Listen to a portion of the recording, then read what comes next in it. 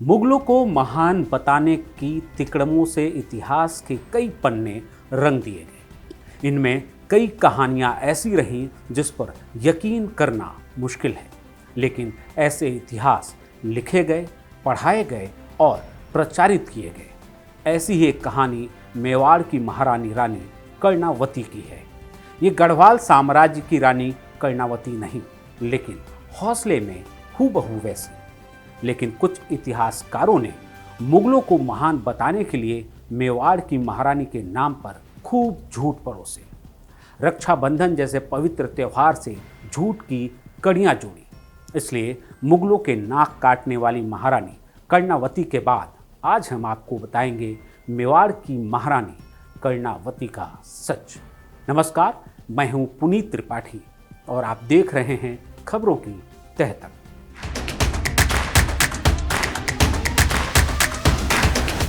कुछ इतिहासकारों ने कागज काले कर हमें रानी कर्णावती और हुमायूं के मनगढ़ंत किस्से सुनाए और साबित करने की कोशिश की कि हुमायूं महान था।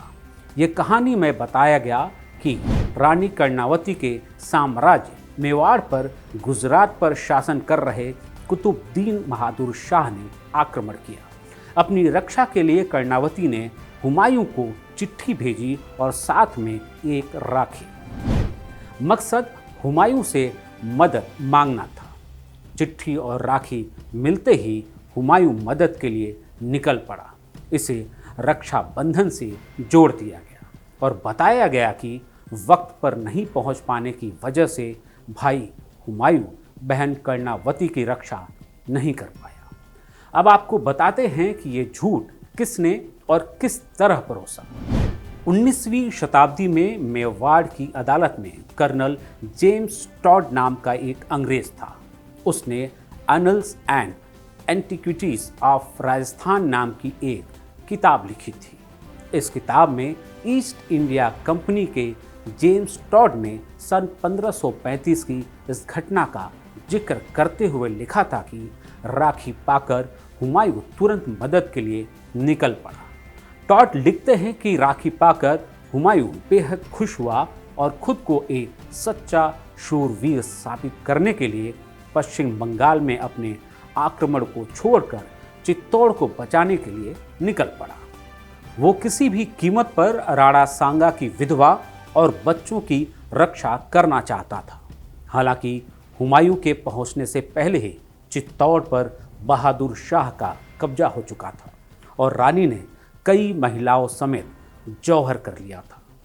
टॉड लिखते हैं कि इसके बावजूद आक्रांता को भगाकर हुमायूं ने वादा पूरा किया। अब इसी कहानी को सच्चे इतिहास की नज़र से समझिए। महारानी कर्णावती राणा सांगा की पत्नी थी। राणा संग्राम के नाम से मशहूर महाराणा संग्राम सिंह ने राजपूतों को एकजुट कर मुगल शासक बाबर के खिलाफ एक मोर्चा बनाया और सन 1527 में खानवा में बाबर से उसकी जंग हुई। हालांकि बाबर की तोपों मुगल सैनिकों को जिहाद के नाम पर भड़काना और नई तकनीकों का इस्तेमाल मुगलों के काम आया। इस जंग में राणा संग्राम बुरी तरह घायल हो गए और कुछ दिनों बाद उनकी मौत हो गई। इसके बाद बड़े बेटे विक्रमादित्य को सिंहासन पर बिठाकर महारानी कर्णावती ने शासन शुरू किया। उनका एक छोटा बेटा भी था जिसका नाम था राणा उदय सिंह। वही राणा उदय सिंह जिन्होंने 30 वर्ष से भी अधिक समय तक मेवाड़ पर राज किया और उदयपुर शहर की स्थापना की। उनके ही बेटे महाराणा प्रताप थे जिन्होंने अकबर की नाक में दम किया था। इधर बाबर की मौत के बाद 1530 में हुमायूं गद्दी पर बैठा। उस समय गुजरात पर वहां की सल्तनत के बहादुर शाह का राज था। दोनों की नज़र मेवाड़ पर थी।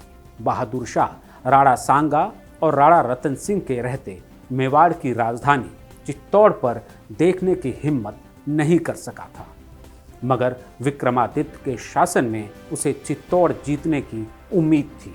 उसने चित्तौड़ पर हमला करने का विचार किया और आगे बढ़ा।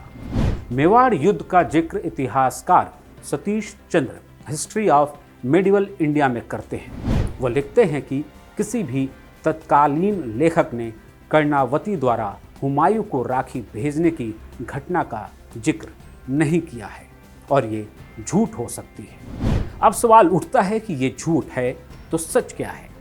The history of India for children volume 2 from the Mughals to the present में अर्चना गरोदिया गुप्ता और श्रुति गरोदिया लिखती हैं कि हुमायूं तो चित्तौड़ पर सुल्तान बहादुर शाह के कब्जे के कुछ महीनों बाद चित्तौड़ पहुंचा था।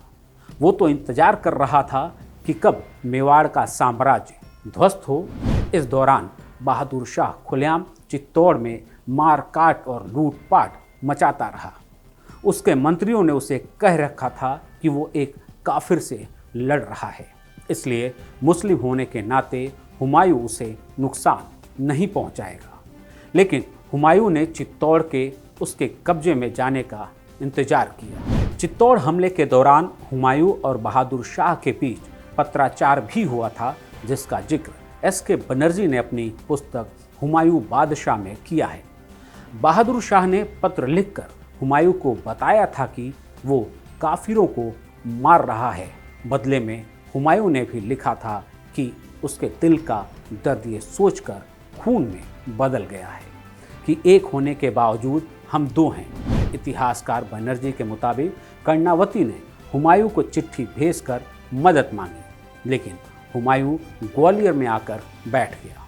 इसी वजह से रानी कर्णावती को बहादुर शाह के साथ एक अपमानजनक संधि करनी पड़ी।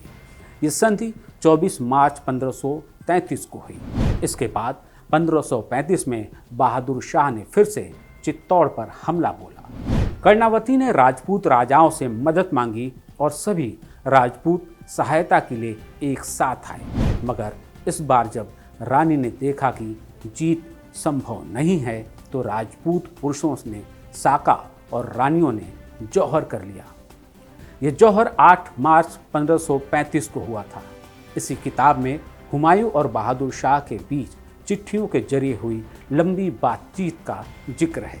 इस लंबे पत्राचार में बहादुर शाह के चौथे पत्र के हवाले से लिखा गया है कि चूंकि हम ईमान और इंसाफ लाने वाले हैं तो पैगंबर के अल्फाजों में अपने भाई की मदद करो, फिर चाहे वह जुल्मी हो या जुल्म सहने वाला। एस.के. बनर्जी लिखते हैं कि मुस्लिम शासकों की नीति हिंदू राजाओं और मुस्लिम राजाओं को लेकर अलग अलग थी। मुस्लिम राजा को एक काफिर राज्य के साथ अस्थायी संधि बनाए रखने की अनुमति नहीं थी।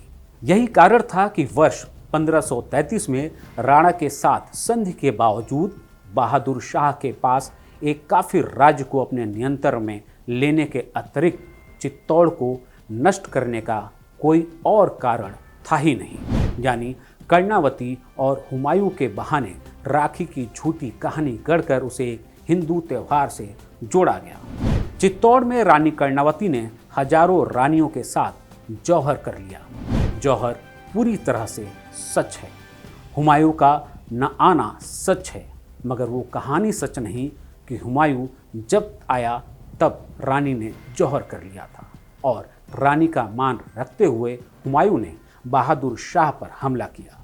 इस सच की पुष्टि एक और इतिहासकार ने की। इतिहासकार आशीर्वादी लाल श्रीवास्तव ने भी तमाम तथ्यों को परखने के बाद दावा किया कि हुमायूं को न तो कर्णावती ने राखी भेजी थी और न ही हुमायूं उनकी मदद के लिए आया था। तो इसका मतलब क्या ये है कि हमें अब कर्णावती के राखी भेजने के जो किस्से सुनाए गए वो झूठे थे? इतिहास तो यही कहता है। लेकिन आप क्या मानते हैं? आप अपनी राय कमेंट बॉक्स में लिखें और इतिहास का ये पन्ना पसंद आया हो तो वीडियो को लाइक करें और चैनल को सब्सक्राइब करें।